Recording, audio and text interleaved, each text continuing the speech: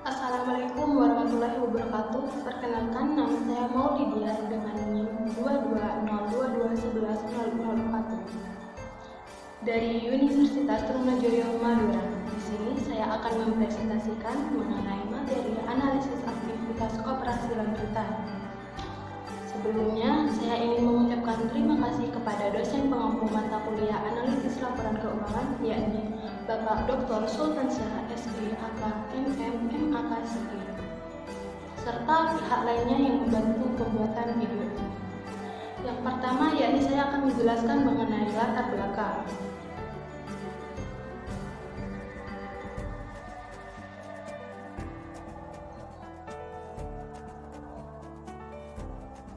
Yang pertama, pengertian analisis aktivitas operasi.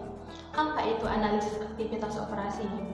Analisis aktivitas operasi adalah proses yang digunakan untuk mengevaluasi setiap langkah atau aktivitas dalam suatu proses bisnis atau operasional. Tujuan utamanya adalah untuk mengidentifikasi bagian-bagian yang dapat dioptimalkan agar perusahaan dapat bekerja lebih efisien dan efektif. Dalam setiap organisasi, baik itu perusahaan manufaktur, layanan, atau administrasi, pasti terdapat berbagai aktivitas operasional yang harus berjalan dengan baik untuk mencapai tujuan perusahaan.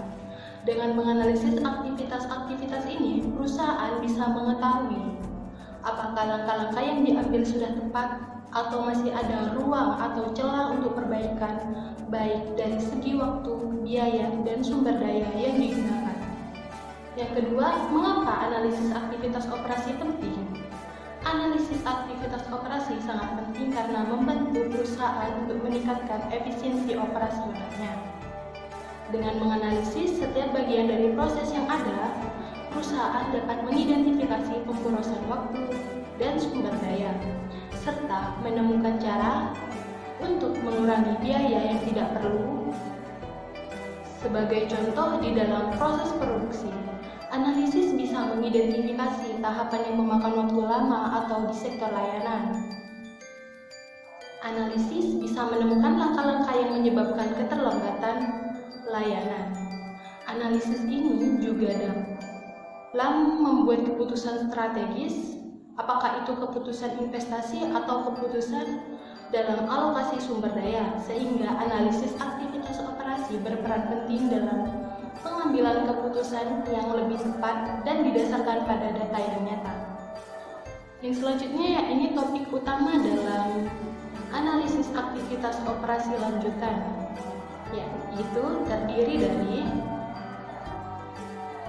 beban tangguhan atau deferred charge. Yang kedua, imbalan kerja tambahan atau supplementary employee benefits. Yang ketiga, biaya bunga atau interest expense.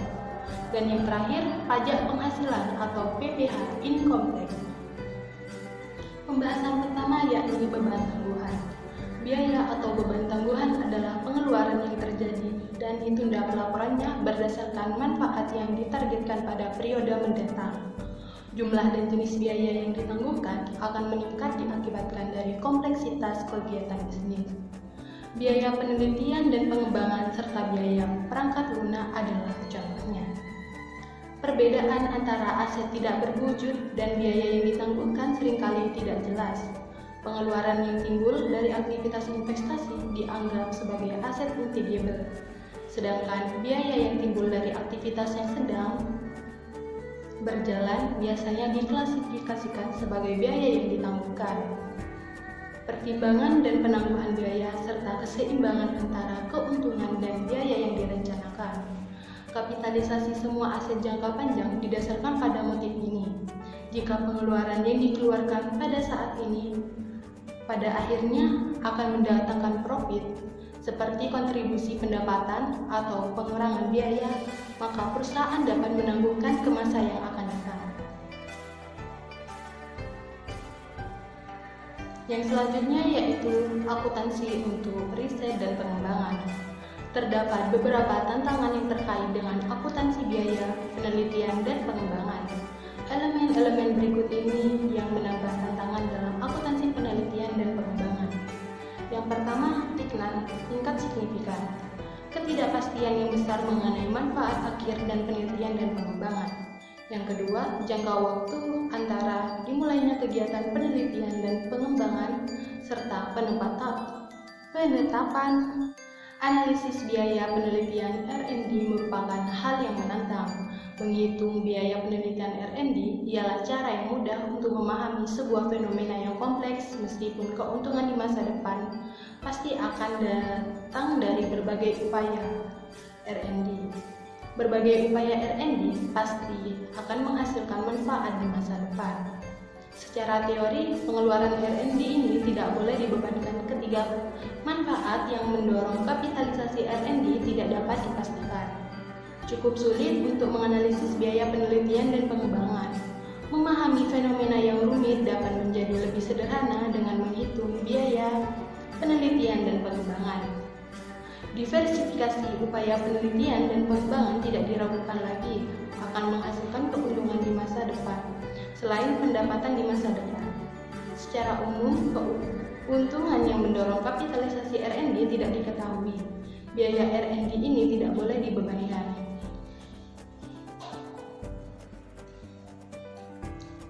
Yang selanjutnya, biaya eksplorasi dan pengembangan di sektor pertambangan. Perbedaan nilai antara perusahaan-perusahaan terhalang oleh beragamnya metode yang diizinkan untuk mengelola biaya eksplorasi dan pengembangan. Dalam industri pertambangan, keragaman tetap ada di bidang akuntansi dalam sektor pertambangan. Hasil dari dua cara yang sering diterapkan serta ragam dari strategi-strategi ini berbeda secara substansial. Banyak analisis lebih memilih akuntansi upaya efektif daripada akuntansi biaya penuh karena lebih konsisten dengan praktik akuntansi saat ini dan lebih akurat menyesuaikan biaya dengan pendapatan terkait. Namun sebelum biaya eksplorasi dan pengembangan ini dikapitalisasi, keterkaitan langsung antara pengeluaran dan penemuan cadangan tertentu diperlukan untuk memperhitungkan upaya yang berhasil. Akuntansi biaya yang komprehensif di sisi lain memungkinkan perusahaan untuk mengidentifikasi setiap inisiatif eksplorasi dan pengembangan yang gagal sebagai aset. Dalam risiko ini, penentuan keuntungan menjadi tidak jelas. Ketika menentukan keuntungan, ketidakpastian pengembangan yang diperkirakan akan diperoleh kembali melalui penjualan sumber daya alam, menghadirkan tantangan bagi sektor pertambangan karena biaya-biaya tersebut harus dikapitalisasi, diamortisasi selama taksiran masa manfaatnya, atau dibebankan pada saat terjadinya. Akuntansi dalam sektor pertambangan. Berbagai praktik yang berbeda ini telah menjadi subjek dari upaya para regulator akuntansi. Upaya akuntansi yang efektif untuk perusahaan penghasil minyak dan gas ditetapkan oleh FASB. FASB mensyaratkan bahwa biaya eksplorasi dengan pengecualian biaya penggalian sumur ditemukan, biaya-biaya eksplorasi tersebut dibebankan. Berbagai upaya yang berhasil untuk memperhitungkan perusahaan-perusahaan penghasil minyak dan gas ditetapkan oleh FASB. Hal ini mendorong FASB untuk mengevaluasi kembali masalah ini dan pada akhirnya mengizinkan alternatif yang sama untuk memproses.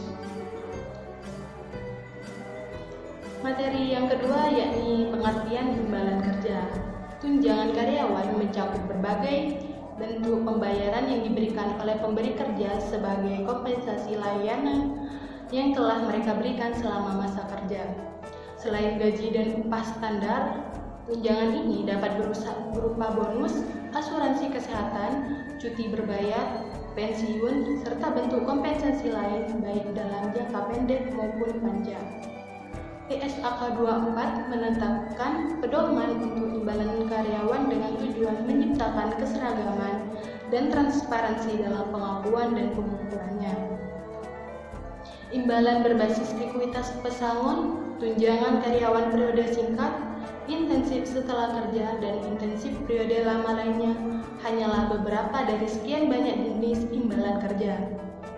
Gaji, tunjangan, dan bonus yang dibayarkan dalam waktu 1 tahun termasuk dalam kategori kompensasi untuk periode singkat.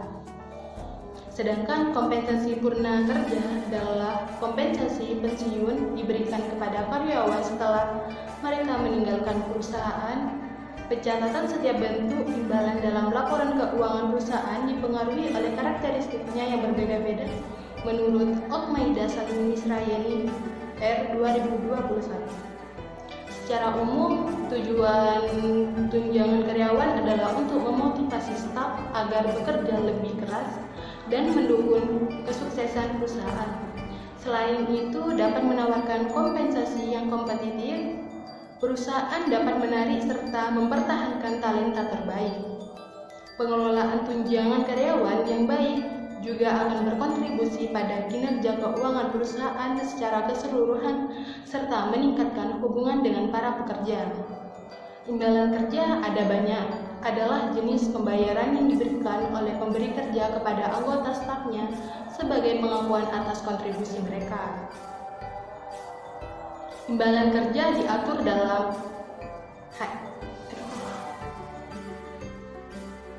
pengakuan kewajiban imbalan kerja berdampak langsung pada laba bersih perusahaan.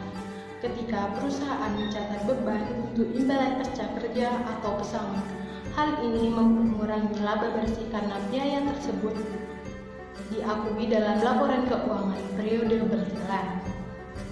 Meskipun pembayarannya mungkin dilakukan di masa mendatang, semakin besar kewajiban terkait imbalan kerja yang diakui, maka semakin kecil laba bersih yang dilaporkan oleh perusahaan. Selain itu, tunjangan karyawan mempengaruhi arus kas perusahaan. Imbalan jangka pendek seperti gaji dan tunjangan bulanan langsung berdampak pada kas yang dikeluarkan dalam aktivitas operasionalnya. Namun, aliran dana akan terdampak di periode pembayaran aktual atau imbalan pasca kerja atau pesangon yang dibayarkan kemudian. Untuk menjaga stabilitas keuangan, perusahaan ini mempertimbangkan likuiditas yang diperlukan untuk memenuhi komitmen jangka untuk mengelola keseimbangan antara kesejahteraan karyawan dan keuntungan mereka. Ketidakmampuan untuk mengelola komitmen tunjangan karyawan dapat menurunkan kepercayaan investor dan meningkatkan resiko keuangan. Sebaliknya, perusahaan yang berhasil menangani tunjangan karyawan dengan baik dapat meningkatkan produktivitas, mempertahankan profitabilitas, dan mendorong arus kas secara bersamaan. Strategi pengembangan imbalan kerja yang efisien. Untuk mengoptimalkan kinerja keuangan sambil menjaga kesejahteraan karyawan, perusahaan perlu menerapkan manajemen tunjangan yang efisien.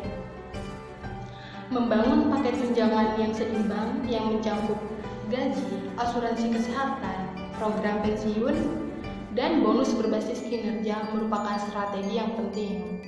Dengan pendekatan ini, perusahaan dapat mengontrol pengeluaran, kompensasi yang dirancang dengan baik dan dapat menarik serta mempertahankan talenta terbaik yang pada tahap akhir akan menaikkan hasil dan performa bisnis dalam konteks menyeluruh. Selain itu, pada tahap akhir memilih program pensiun yang fleksibel juga merupakan strategi yang bermanfaat.